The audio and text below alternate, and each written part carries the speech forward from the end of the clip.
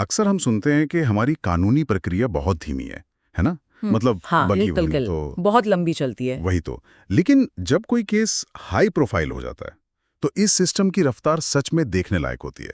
हम्म। सोचकर देखिए, एक गंभीर अपराध होता है और महज 2 हफ्ते के अंदर 1 लाख का इनाम, पुलिस की घेराबंदी और गोलियों की गूंज। बहुत तेज। हाँ, आज हम यूपी के फतेहपुर में हुए चर्चित बबलू सिंह मामले की तह तक जा रहे हैं। हमारे पास जो भी मूल रिपोर्ट्स हैं, उनसे हम समझेंगे कि असल में उस दिन क्या हुआ था और पुलिस मशीनरी ने इतनी तेजी से कैसे काम किया। और यहाँ जो बात सबसे अहम है वो ये है कि हम इन स्रोतों को बिना किसी राजनीतिक चश्मे के देख रहे हैं। एकदम सही। हमारा फोकस सिर्फ इस बात पर है कि जब ऐसे संगीन मामले सामने आते हैं तो ये जो पूरा मैकेनिज्म है वो ट्रिगर कैसे होता है। तो चलिए इसे थोड़ा और समझते हैं। शुरुआत करते हैं 24 अप्रैल की खौफनाक शाम से।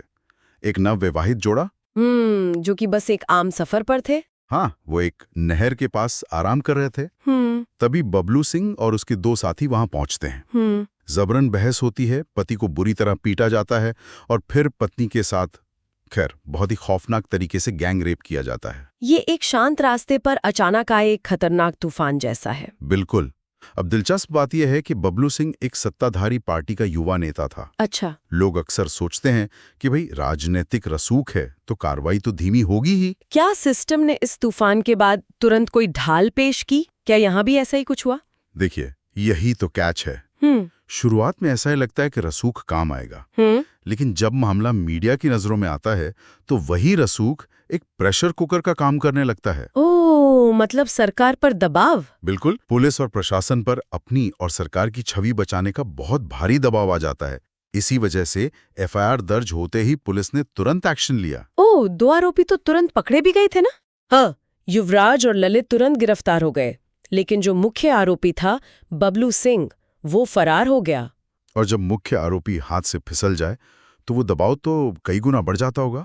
इसके बाद ही पुलिस ने उस पर 1 लाख रुपए का इनाम रखा। सही कहा। अब मुझे एक बात बताइए, ये इनाम वाला हिस्सा मुझे हमेशा मतलब थोड़ा फिल्मों जैसा लगता है।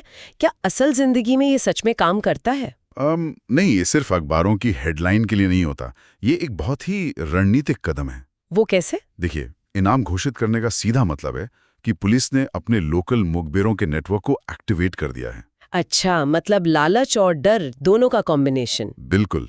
1 लाख की रकम से अपराधी के अपने ही लोग उसके खिलाफ जानकारी देने के लिए प्रेरित होते हैं। तो इसी नेटवर्क की बदौलत 7 मई को पुलिस को बबलू की सटीक लोकेशन मिल गई। हाँ, एकदम सटीक लोकेशन। यानी इनाम ने एक एक्सेलरेटर का काम किया जिसने पुलिस को उसकी पनागाह तक पहुंचा दिया। लेकिन जब पुलिस वहां पहुंची तो बबलू ने सरेंडर करने के बजाय सीधे फायरिंग शुरू कर दी, जो कि बहुत ही गलत कदम था। वही तो।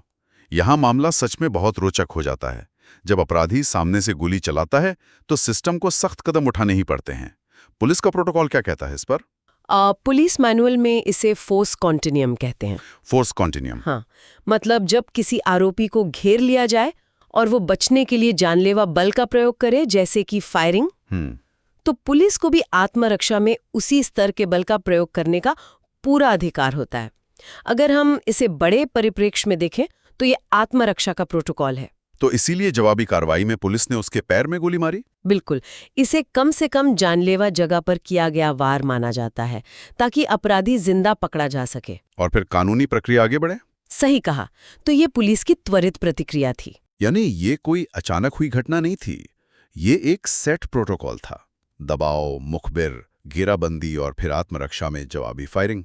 हाँ, ये पूरी कड़ियां दिखाती हैं कि जब पुलिस मशीनरी फुल स्पीड में काम करती है तो हालात कितनी तेजी से बदलते हैं। बिल्कुल।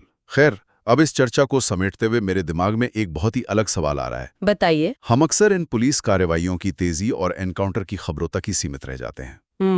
अक्सर ऐसा ही होता है। लेकिन क्या ये गोलियों की गूंज उन बुनियादी खामियों पर पर्दा डाल देती है जिनकी वजह से एक स्थानीय नेता को लगता है कि वो दिन दहाड़े ऐसा अपराध करके बच निकलेगा? ये तो बहुत गहरी बात है। वही ना।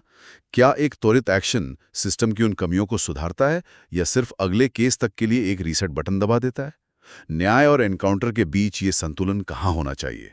खैर, ये सोचने वाली बात है। आज के इस डीप डाइव में बस इतना ही।